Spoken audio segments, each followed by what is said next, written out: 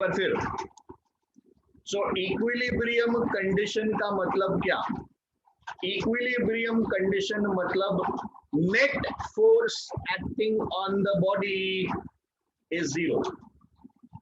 तो हमने जो दो टाइप्स में इसको डिवाइड करके रखा है, तो एक होता है इक्विलिब्रियम के लिए क्या क्या कंडीशंस है, हम कब बोल सकते हैं कि हमारा सिस्टम इक्विलिब्रियम में है। तो इक्विलिब्रियम कंडीशंस, अब जो हमने अभी तक पढ़ा है वो ये है कि बॉडीज जो है either they are moving along the straight line, linear motion, जिसको लिखा गया है ट्रांसलेशनल इक्विलिब्रियम। तो जब हम फोर्स की बात करते हैं तो उसमें जो इक्विलिब्रियम मिलता है दैट इज ट्रांसलेशनल इक्विलिब्रियम। तो मेरा बॉडी ट्रांसलेशनल इक्विलिब्रियम में कब है? when the net force, the summation of all the forces acting on the body is zero, उस टाइम पे the body is said to be in translational equilibrium. This also means that I can take it along each axis as well, sigma fx, sigma fy and sigma fz, ये zero. इसमें से कोई भी मैं check करूंगा तो उनका net effect इस तरीके से होगा कि they will tend to cancel out each other. मैं यहाँ पर खड़ा हूँ, मुझे राइट साइड से एक जन खींच रहा है, लेफ्ट साइड से एक जन खींच रहा है, अगर दोनों जन इक्वल अमाउंट ऑफ फोर्स से मुझे खींचेंगे so the body will remain in equilibrium, ना तो मैं इधर बेंड होऊंगा ना मैं दूसरी तरफ बेंड होने वाला। ठीक है,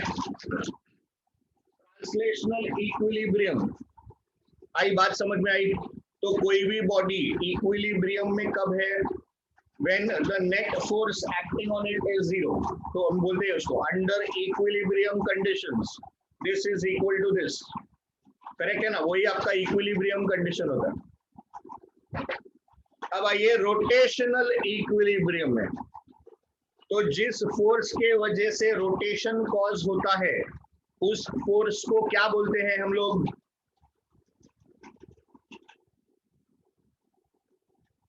यस कम ऑन स्टूडेंट्स, जिस फोर्स के वजह से रोटेशनल मोशन कॉज होता है उसको हम क्या बोलते हैं?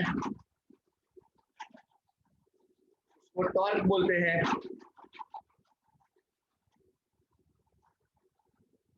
जिस फोर्स के वजह से रोटेशनल मोशन, फोर्स का equivalent in rotational motion, this force was causing linear motion, but वही फोर्स जब आपको रोटेशनल मोशन का इफेक्ट देगा तो उसको हम बोलते हैं टॉर्क। तो यहाँ पर रोटेशनल इक्विलिब्रियम अपने को कब मिलेगा? when the net torque acting on the body is zero. So if the net torque acting on the body is zero, then my body will be having rotational equilibrium. तो basically जब हम moment निकालते थे, torque is what? Force into perpendicular distance, तो that is nothing but moment of the force. तो आप इसको ऐसा भी लिख सकते हो, under equilibrium conditions net moment, अभी एम आप भूल जाओगे क्या है तो इधर पूरा लिख देना,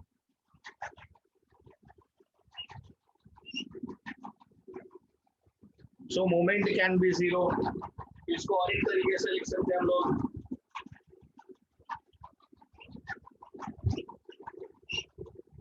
सो इसको are bar cross F bar भी लिख सकते हो।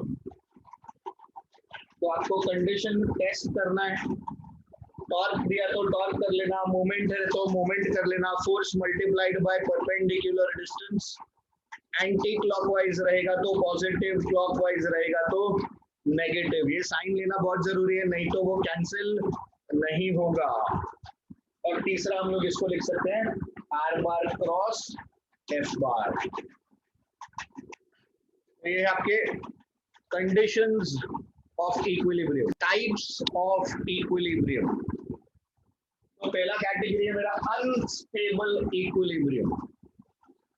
तो अनस्टेबल इक्विलिब्रियम में क्या होगा आप खुद बताना मुझे। ये जो बॉडी ऊपर रखा है इसको अगर हमने थोड़ा सा पुश दिया है, अब आप इसको फोर्स बोल सकते हो या मैं बोल सकता हूं इसको मैंने काइनेटिक एनर्जी दिया। तो क्या ये नीचे की तरफ जाएगा? हाँ कि ना? सो बेसिकली काइनेटिक एनर्जी बढ़ाने की वजह से इसका पोटेंशियल एनर्जी क्या हो जाएगा? डिक्रीज हो जाएगा। हमने इसको थोड़ा सा फोर्स दिया और इस थोड़े से फोर्स की वजह से इसकी पोटेंशियल एनर्जी क्या हो गई? इसकी पोटेंशियल एनर्जी डिक्रीज हो गई। ये आएगा ऐसा नीचे,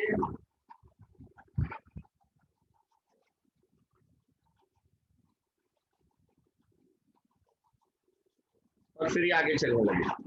तो ये हो जाता है, यहाँ पर क्या हुआ है, यहाँ पर आपका पोटेंशियल एनर्जी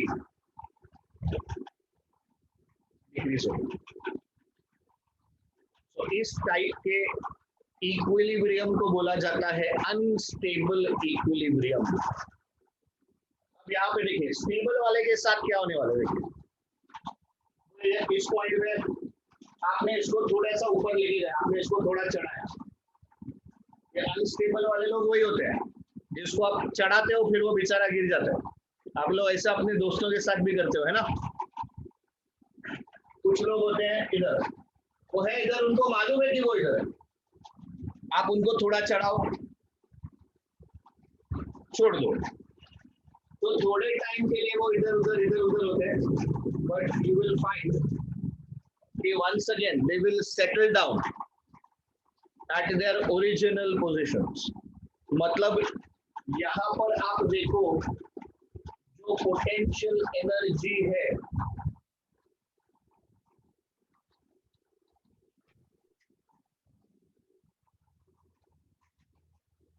वो बेसिकली पहले से ही लोएस्ट पोजीशन में था,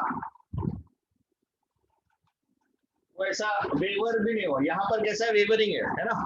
थोड़ी देर रहेगा उसमें इफेक्ट क्या रहे, मेरा पोटेंशियल एनर्जी बढ़ गया है, but then after a certain while it will settle down।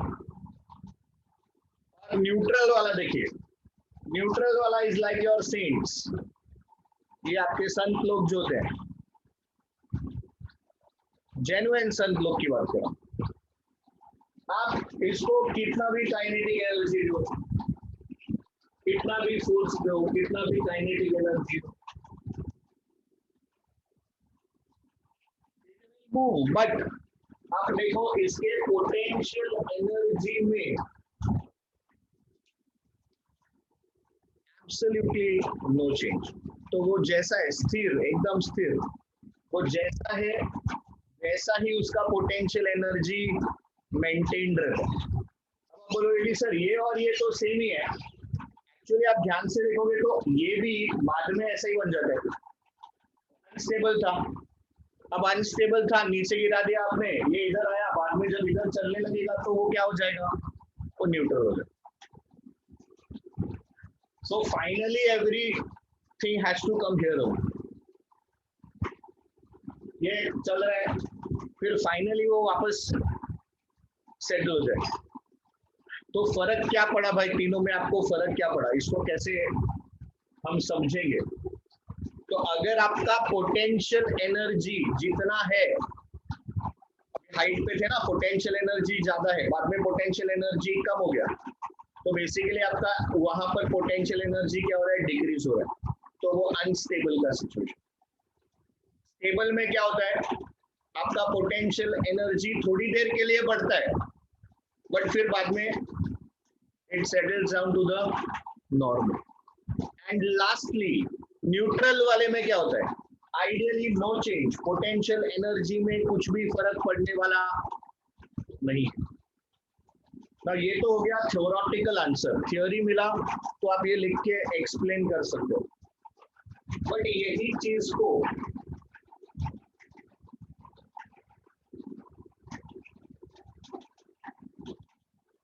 Mathematically कैसे आइडेंटिफाई किया जाएगा या इसको मैथमेटिकली कैसे हम आंसर करेंगे, तो इसका प्रोसेस सुनिए और समझिए।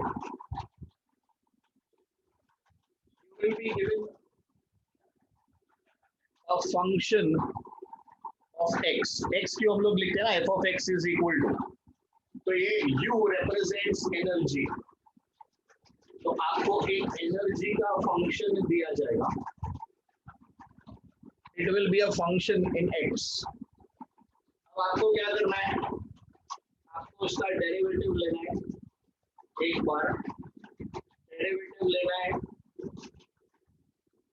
दूसरी बार मतलब we will take the second order derivative.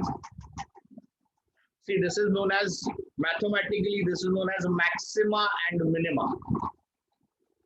ये आप सीखोगे मैथ्स में, इसको बोलते हैं मैक्सिमा एंड मिनिमा। तो हमारा प्रोसेस क्या रहेगा, हमको एक फंक्शन दिया है, हम उसका डेरिवेटिव लेंगे एक बार, हम उसका डेरिवेटिव लेंगे दूसरी बार। अब दूसरी बार जब हमने उसका डेरिवेटिव लिया